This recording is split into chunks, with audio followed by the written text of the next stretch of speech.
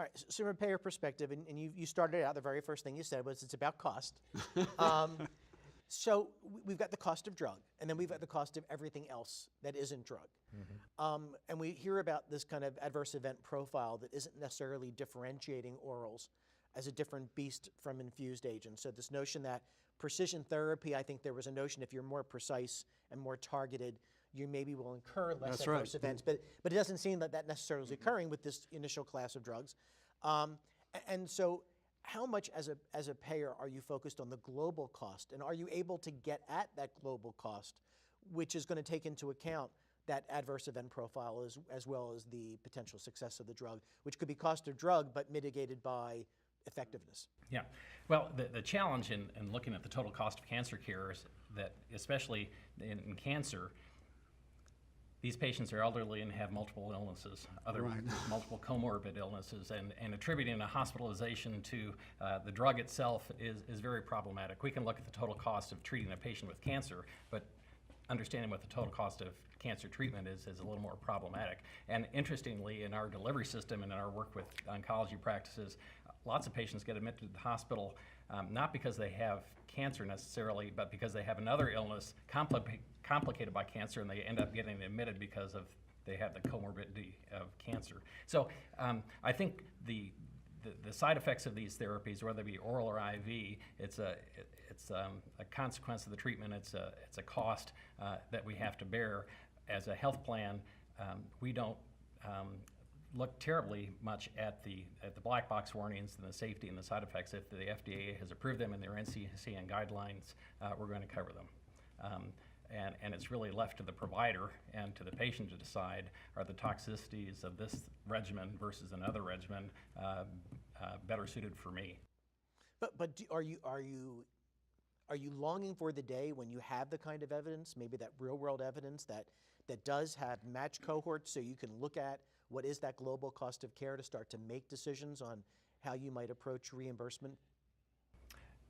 Fair question. So if I had real-world evidence that showed that this drug was more cost-effective than another, looking at the total cost of care, including the medication, the side effects, the hospitalizations, the whole 9 yards, would I be in a position of putting that in a preferred position? Certainly we could. In our benefit designs, we have preferred and non-preferred specialty drugs. I don't think we'll ever be in a position, Bruce, where we say you can't have therapy X until you try therapy Y. I think more likely what we'll do is, at least that's what we do today, is say you can have therapy Y, but it's going to cost you more.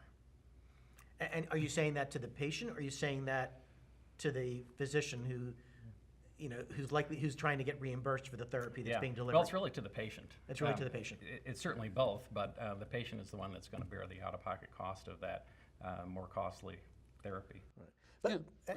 But today, is your experience that that's the case or not? Because as we get into orals and we talk about that copay, there isn't a lot of cost burden for infused agents on the patient. Correct. But there is inherently that happening. Now, there are other costs. I mean, one thing used to really get me irate is in benefit design, a patient getting Herceptin weekly for 12 weeks would have that weekly copay every time they came into the office, and which was a potential obstruction to an effective therapy. Yeah. And now we see that with their prescription that's coming out every 30 days, whatever the frequency is. So there is now what would look like almost like class care, that if you get infusion, you have no burden, and if you get orals, you're going to have a burden. Well, that's true, and the state parity laws were designed to get around that burden. Basically, these are laws that say that the medical benefit and the pharmacy benefit have to be equal, so that the patient's out-of-pocket for a oral oncolytic is the same as it would be if they were coming in for an infused therapy. Now, what happens in reality, and let me also add that as of now, 40 states do have oral parity laws. Perfect. I was going to ask that question. Yeah, Good. All right. So 40 states have them. How long have they been in effect, and do we have any data yet to know the impact? I'm not aware of any data. They've been in effect roughly 5 to 6 years, because that has been the time frame that these oral oncolytics have really come onto the scene. And what I was going to say, though, is that these oral parity laws, aren't always what they appear. because what happens is, as legislation is trying to be passed in a state house or Senate, what happens is there's compromises because, there's always different parties that have different interests in these laws. So let's say, patient's monthly, out-of-pocket expense for an IV therapy is $50 to $100. What happens is for the oral oncolytics, a lot of times the caps will be, $200 to $300. So they're higher than the, medical benefits. But again, compared to the normal pharmacy benefits, where the patient's out-of-pocket would have been, $1,000 to $2,500 a month, that's a relative bargain for the patients.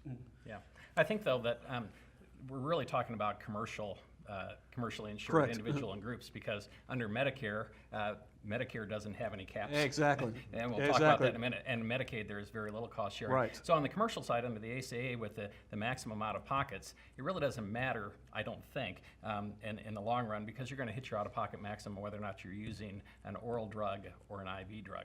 Today in our benefit designs, patients typically have a $2,000 deductible with a $4,000 out-of-pocket max. And if you're getting any kind of cancer chemotherapy, Right. unless they're generic drugs, which I don't think are being given much in isolation, you're going to hit your out-of-pocket maximum. And the reality, though, is that these laws, while they require parity between the medical benefit and the pharmacy benefit, they don't preclude us, at least the proposed legislation in Michigan, from just increasing the cost sharing on the medical benefit so that there's parity on the medical or on the So you're saying pharmacy rather side. than relief for the orals, there'll be a higher cost sharing on the infused.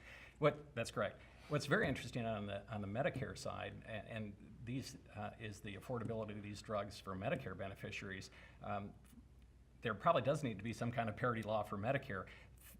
In our benefit design study, there's a 33% cost sharing on oral oncolytics. Speaking to that point about affordability for Medicare patients, the other factor that makes it more difficult to get those patients drugs is that being under a government program, these patients are not able to get copay assistance from the manufacturers. Does that carry over when it's a Medicare Advantage plan, or anytime there's a government payer involved? Yes. So that doesn't create any relief in that either. Right, because it falls under the anti-kickback laws, and so the government doesn't want to encourage the use of these high-cost drugs in these patients by giving them financial relief. And it sounds like it's the biggest issue for the most vulnerable. Right. And those that have the fewest resources and who are particularly targeted by this disease. That's right. The bigger picture of cancer, which is a disease of aging. Right. So great design there. Yeah. So I mean, in a practice like ours, there is some relief, and usually, the manufacturers have been very good in terms of helping funding, patient advocacy and foundations, so that we are able to get monies through those to help these patients in need, whether they're commercial or Medicare patients. But it has to come through a patient care foundation or disease-specific foundation, and not directly from the manufacturer.